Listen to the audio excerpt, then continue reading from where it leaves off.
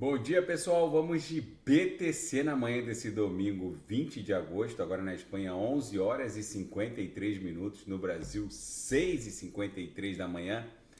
Gente, a BTC aqui no diário finalmente está promovendo um engolfo, que é o abraço, né, do corpo real desse candle vendedor de hoje pelo candle vendedor de ontem, sábado.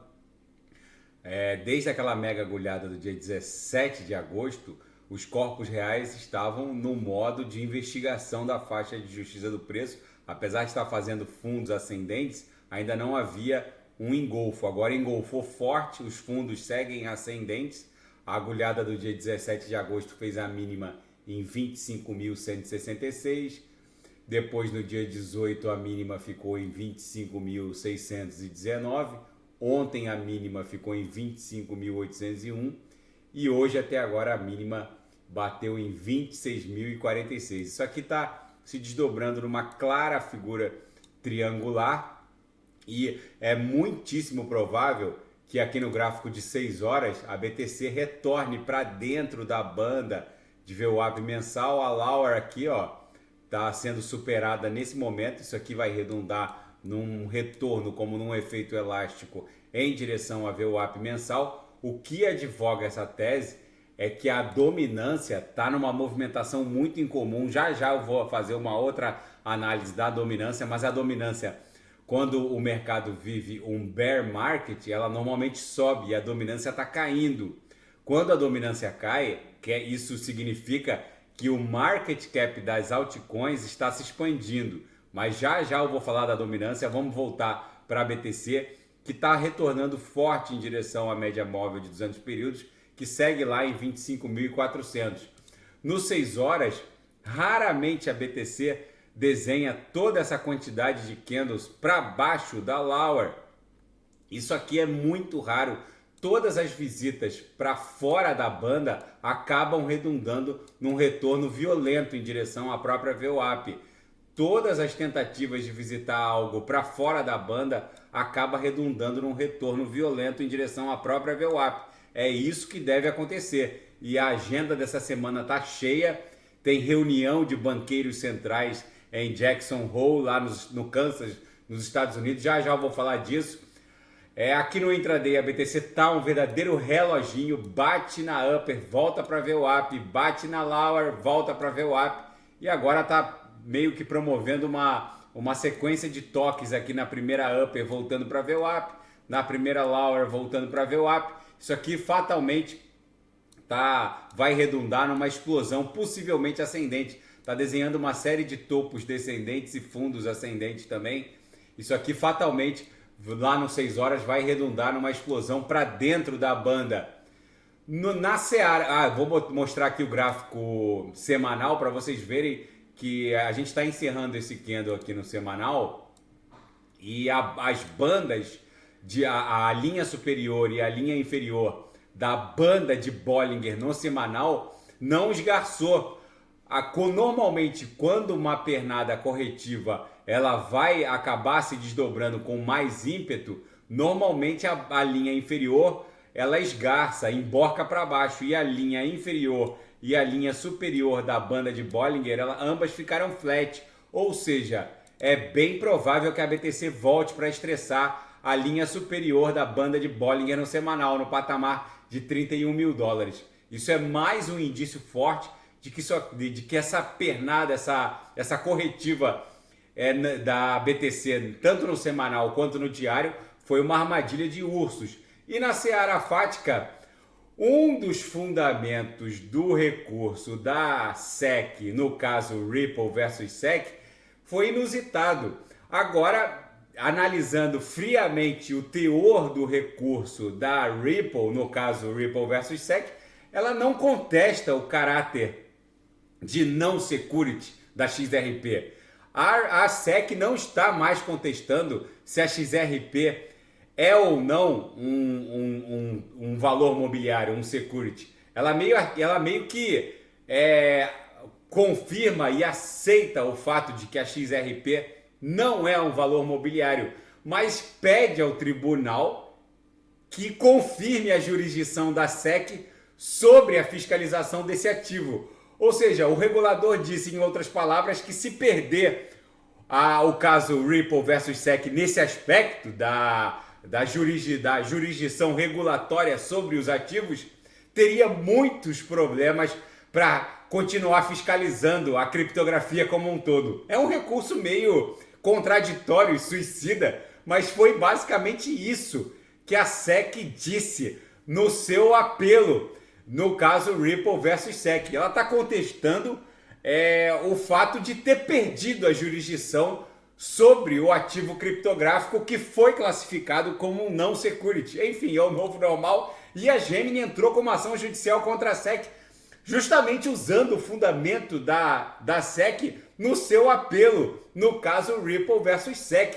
Segundo a Gemini, a exchange dos irmãos Winklevoss, a SEC não pode e nem tem jurisdição para definir o que é e o que não é um security, um título de valor mobiliário, e com base nisso ela cita o próprio caso da XRP e ela pede que a ação proposta contra a exchange, contra a Gemini, seja rejeitada e exige que o tribunal confirme que a SEC não tem atribuição legal para definir o que é ou o que não é um valor mobiliário.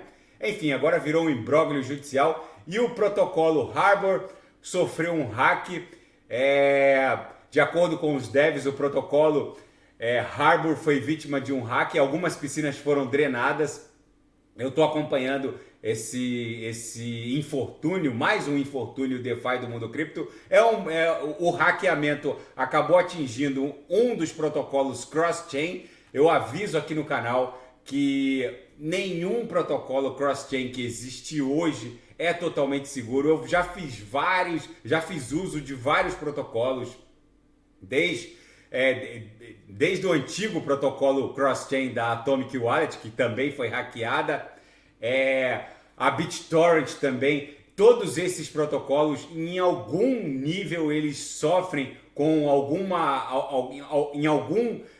todos eles têm algum nível de centralização. No protocolo da BTTC, por exemplo, ele é muito lento. Os ativos enviados da Binance Smart Chain, por exemplo, para Tron, para o ecossistema Tron, eles acionam um segundo smart contract e possuem algum nível de centralização e são muito lentos. Então eu recomendo que quem faça uso de protocolos cross-chain faça uso com valores módicos, testem com valores pequenos, mas na minha leitura nenhum deles é totalmente seguro. Para mim, os únicos protocolos cross-chain seguros ainda são os que fazem teleporte entre blockchains do ecossistema Polkadot Kusama ou dentro do ecossistema Cosmos, justamente porque dentro das blockchains, dentro desses ecossistemas, ainda há algum nível de segurança e total descentralização.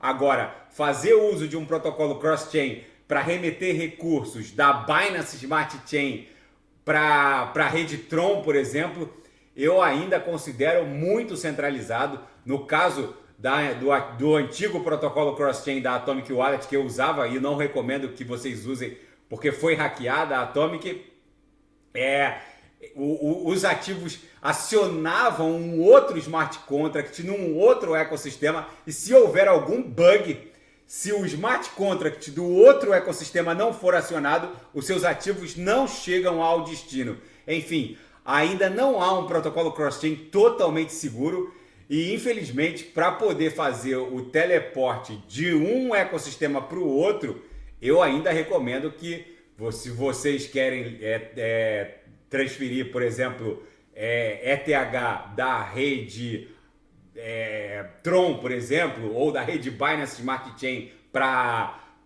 a rede Ethereum, eu recomendo que vocês, por enquanto, ainda façam uso de uma CeFi como a Binance e escolham a rede em que vão sacar.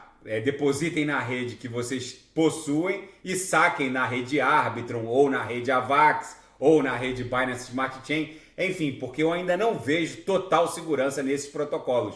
E na seara geopolítica e finanças internacionais, todos os olhos do sistema financeiro do mundo para Jackson Hole, que é uma cidade no Kansas que vai sediar uma reunião de banqueiros centrais, inclusive o Jerome Powell e a Christine Lagarde, do Banco Central Europeu, estarão lá. E o furacão Hilary se aproxima do sul da Califórnia, uma ameaça incomum, já que o sul da Califórnia não é rota de furacões. Eu acabei de olhar no Wind aqui, eu dei o refresh.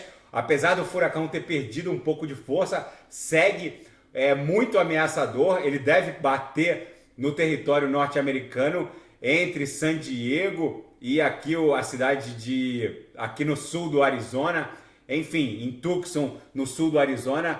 Esperamos sinceramente que esse furacão perca força.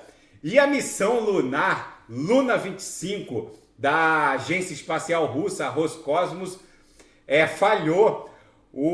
A Roscosmos, a Corporação Espacial Estatal Russa, disse que perdeu contato com a nave logo depois que um problema ocorreu num desvio de órbita no pré-pouso no sábado. O aparelho entrou numa órbita imprevisível e acabou se chocando com a superfície lunar. Depois de 47 anos de volta à Lua numa missão não tripulada, a missão Luna 25 da Roscosmos, a agência espacial russa, falhou. Mas eles avisaram que vão tentar mais uma vez retornar numa missão não tripulada nos próximos meses. Gente, a BTC aqui no 6 horas segue dando vigência a uma cunha triangularizada. É bem provável que o retorno para dentro da banda de VWAP mensal acabe redundando no teste da própria VWAP mensal, que segue em 28 e 28,600, 28,700. Daqui a pouco eu volto com ADA, XRP, Binance Coin, Polkadot Kusama, e quem quiser sugerir é só colocar nas mensagens abaixo. Grande abraço, até daqui a pouco.